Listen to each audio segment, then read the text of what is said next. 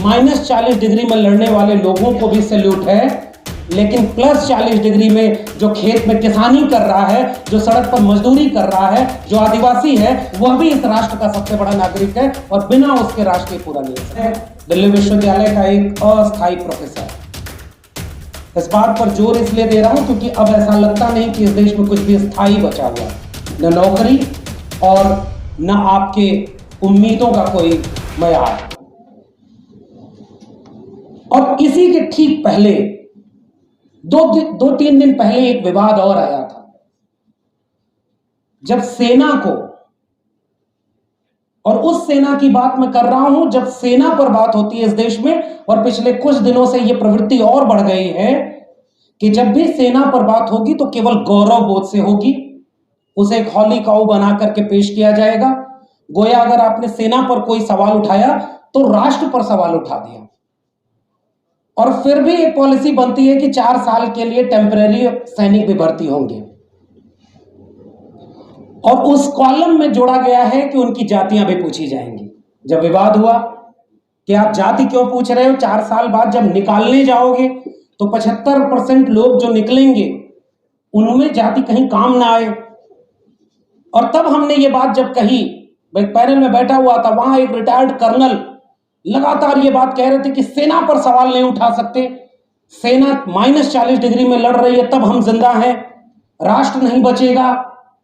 उस दिन भी मैंने एक बात कही थी जो यहां दोहराना चाहता हूं कि -40 डिग्री में लड़ने वाले लोगों को भी सैल्यूट है, लेकिन +40 डिग्री में जो खेत में किसानी कर रहा है, जो सड़क पर मजदूरी कर रहा है, जो आदिवासी है, वह भी इस राष्ट्र का सबसे बड़ा नागरिक है और बिना उसके राष्ट्र पूरा नहीं हो सकता। इसलिए इस पृष्ठभूमि में मैं अपनी पूरी बातचीत केवल इस बात पर केंद्रित कर रहा हूं कि इस मुल्क के ही एक हिस्से में, हिमांशु जी से बात हो रही थी तो हमने यही समझा कि एक अनवरत युद्ध चल रहा है, अघोषित युद्ध चल रहा है, वो इस मुल्क के आदिवासियों के लिए, जिनके लिए जयपाल सिंह मुंडा ने संविधान सभा की बहस में कहा कि आप हमें लोकतंत्र मत सिखाइए, आपको लोकतंत्र हमसे सीखना होगा, हम इस मुल्क के मूल निवासी हैं, हम सिंधु घाटी सभ्यता के वारिस हैं, हम इस मुल्क की जल जंगल जमीन के पहले हकदार हैं। मुझे लगता है कि संविधान सभा की बहस में दिया गया वो भाषण अब एक इतिहास बनता जा रहा है और उनसे जल जंगल जमीन और उनकी प्राथमिक सदस्यता को छीनने के लिए जो अनवरत युद्ध चल रहा है वो अपने अलग पड़ाव पर चल चुका है। और किससे राष्ट्रपति बनने के तो सेंट्रल मीडिया में, मेन स्ट्रीम मीडिया में, जिसे हम कई बार मनु स्ट्रीम मीडिया भी कहते हैं, उसमें खूब आए, लेकिन जितने संघर्ष आदिवासियों ने किए और आज भी कर रहे हैं वो उन खबरों में नहीं आते हैं। मैं उम्मीद करता हूं कि हिमांशु कुमार जी के बहाने जो एक मौका मिला है, और मैं उससे सहमति दर्ज करता हूं जो प्रोफेसर सरोज गिरी ने इस पूरे मामले को व्यक्तिगत मामला न बना करके राष्ट्र का मामला बनाया है। इसलिए पहली बार कि इस मुल्क में लड़ने वाला हर आदिवासी इस मुल्क को बनाने और बचाने की लड़ाई लड़ रहा है, वो केवल आदिवासियों की लड़ाई नहीं है। वैसे तो इस देश में प्रधानमंत्री ओबीसी हैं, मैं भी ओबीसी हूं, किसी ने उनसे जाति नहीं पूछा था, फिर भी उन्होंने अपनी जाति बताई, लेकिन एक बार भी कोई मंडल कमीशन का नाम नहीं लेते, ओबीसी की जाति जनगणना नहीं कराते, ओबीसी के किसी मसले पर नहीं बोलते। वैसे ही पिछली बार जो राष्ट्रपति थे अभी, वो दलित हैं, उनकी जाति बताई गई प्रेस कॉन्फ्रेंस करके, फिर भी उन्होंने हाथरस पर कुछ नहीं बोला। और उनके कार्यकाल की सबसे बड़ी उपलब्धियों में SC ST atrocity prevention act से छेड़खानी, 13 पॉइंट रोस्टर और राम मंदिर बनवाना, ये उनकी उपलब्धि है।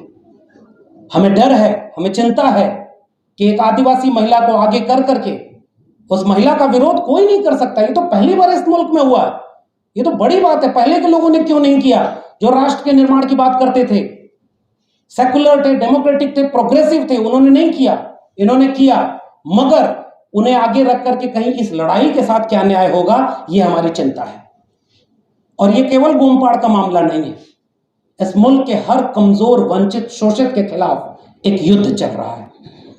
वो युद्ध हमें अभी नहीं नजर आ रहा है, लेकिन जो झेल रहा है, जिसके ऊपर उसकी मार पड़ रही है, उसे पता चल रहा है कि वो युद्ध कौन सा है। और इसलिए इस पूरे मसले पर हमें इसे व्यक्तिगत लोगों का, और मैं इस मंच से फिर से याद करूंगा, हमेशा हमने याद किया है अपने उन लोगों को जो हमारे हिस्से की लड़ाई लड़ते हुए जेल में हैं। मेरे अपने दिल्ली विश्वविद्यालय के प्रोफेसर हैनी बाबू, प्रोफेसर आनंद तेलतुंबड़े, गौतम नवलखा, वरबर राव, तमाम लोग जेल में हैं। शायद वो हमारे हिस्से की ही तो लड़ाई लड़ रहे हैं। आज तक साबित कुछ नहीं हुआ, लेकिन वो जेल में है। कुछ लोग जेल में जाने की तैयारी में हैं। हिमांशु कुमार को इसलिए निशाने पर रखा गया, और मंच पर तो प्रशांत जी बैठे हुए हैं। हिमांशु जी पर जुर्माना 5 लाख का लगाया गया, प्रशांत जी पर 1 रुपए का लगाया गया था। क्या प्रशांत जी के पास 1 रुपया नहीं था? लेकिन इन्होंने तय किया कि हम वो भी जुर्माना नहीं देंगे। अच्छा, लेकिन लड़ाई लड़ी थी आपने। मुझे लगता है कि यह जो संघर्ष है, प्रतिरोध का संघर्ष है, इसे किसी व्यक्ति, मैं फिर से कह रहा हूं, भीमा कोरेगांव यलगार परिषद की बात हो, या आदिवासियों की बात हो, या ओबीसी की बात हो, दलितों की बात हो, और इस देश के वंचित शोषित लोगों की बात हो, इसे एक बड़े फ्रेम में देखेंगे तो हम सब उस लड़ाई में शामिल हैं। हम खामोश रह करके भी मारे ही जाएंगे। इससे अच्छा है कि जो चुना है इन लोगों ने कि लड़ते हुए आगे खड़े होंगे। मैं हिमांशु कुमार के साथ खड़ा हूं, और मैं पूरी संवेदना के साथ उस लड़ाई के साथ खड़ा हूं जो आदिवासी लड़ रहे हैं। सोनी सूरी जी लड़ रही हैं, और अनगिनत आदिवासी इस देश के, इस मुल्क के ही तमाम कोनों पर ये कह रहे हैं कि जिस विकास के नाम पर एक कुर्सी पर आपने एक महिला को बिठाया, मगर दूसरी कुर्सी पर अपने दोस्त को बिठाकर उस जल जंगल जमीन को आप बेच रहे हैं। ये दोनों कुर्सियां हमारे सामने हैं। हम संघर्ष के उस विरासत के साथ खड़े हैं, और इसलिए अपनी पूरी संवेदना जताते हुए मैं यही अपनी बात खत्म करूंगा। बहुत बहुत शुक्रिया। जय भीम, जय मंडल, संविधान जिंदाबाद, उल गुलाम जिंदाबाद, इंकलाब जिंदाबाद। खबरों में बने रहने के लिए फोरम 4 को सब्सक्राइब करें और नोटिफिकेशन पाने के लिए बेल आइकन दबाएं।